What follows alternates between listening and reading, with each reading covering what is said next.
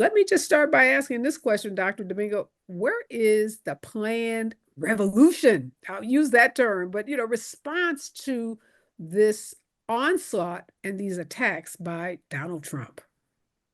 Well, that's the question I'm asking. But to be quite honest, I'm optimistic that there's going to be some real pushback. And the reason why I'm optimistic is because when I think about the letters that went out canceling all different types of federal aid, there was a multicultural backlash to that.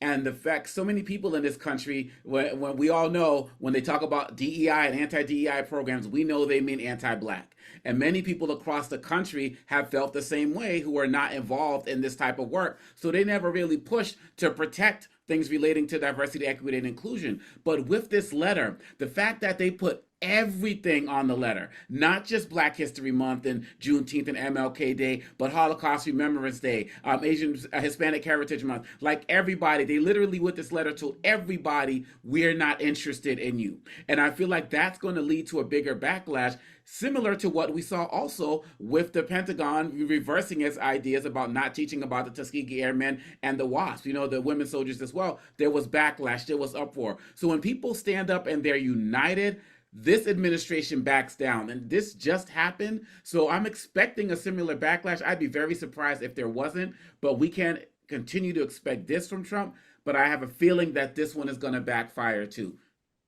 So, Yvonne, Dr. Domingo says when a lot of people hear DEI, they think about Black folks, but Yes. you've worked inside corporations, or at least Apple, and you've had to administer DEI programs. And we know Yes. DEI is not just about Black folks. So help folks who may be laboring under that misconception understand better, what is DEI and who does it encompass? Yes, I had to learn this the hard way. I started on my journey working you mentioned, as a Black at Apple lead for talent management. So I was focused on the Black community within Apple. Then I shifted from a technology role to actually doing DEI, and I realized, wait a minute, it's bigger than just that community. And I had to shift all the ways I looked at DEI because of that shift. And what people don't always realize is that DEI is right now, it's just a few words thrown together that's made it into this whole concept. And instead of looking at what each word means, diversity. And when I say diversity, it's about celebrating diversity. Diversity is beautiful, right? Equity is built on supposedly the idea that we all have the potential to live up to what we can, or have the potential to live up to what we could ever get, what that American dream, supposedly, right? And then there is inclusion.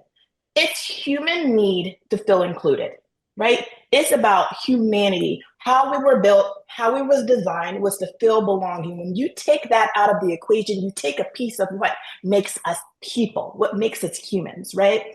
And then when we look at the whole tier, it's everyone's affected. It's anyone who's different than who's considered the majority. When I say the majority, it means those in power, because the majority actually isn't a number.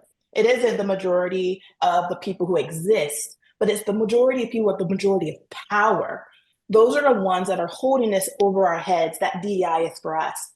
And what I just thought, someone just sent me a video, and it said on the list of all the nationalities of people who get rewards and grants, Black people are actually at the bottom of that list. Mm.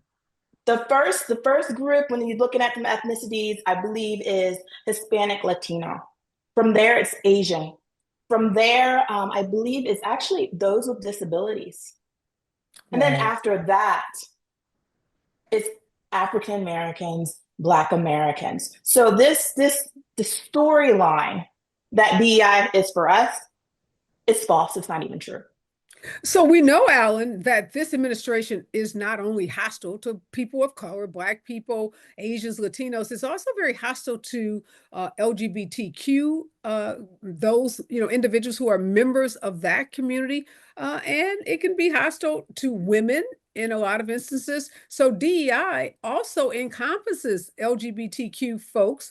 What do you make of this letter? And what Yvonne said is, yeah, it's not just Black folks, and we're at the bottom of that list. She said that she received. There are other groups that are, ahead of Black folks when you look at the benefits that may be received from any kind of DEI program.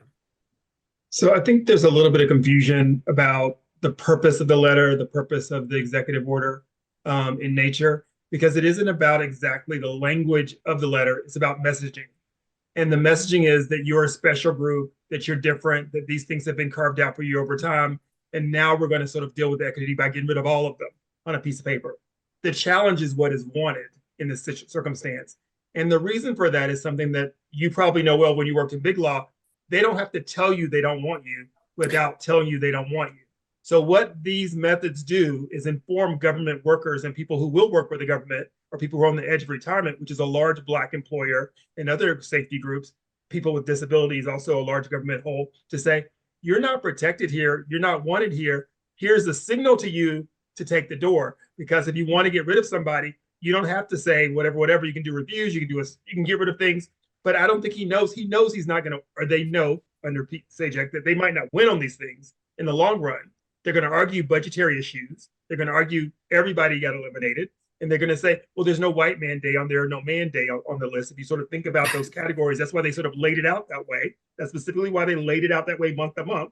And it goes in tangent with take this buyout and leave the government. So what they're doing now is purging the government to say there's a certain type of person that we want to work here.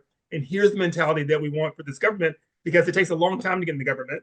And believe it or not, and I still believe it, that if the Democrats were to take control, they would not do the same things that the Republicans have done here. They would not do the purge. They would let people be in space and keep working there. So that's the problem.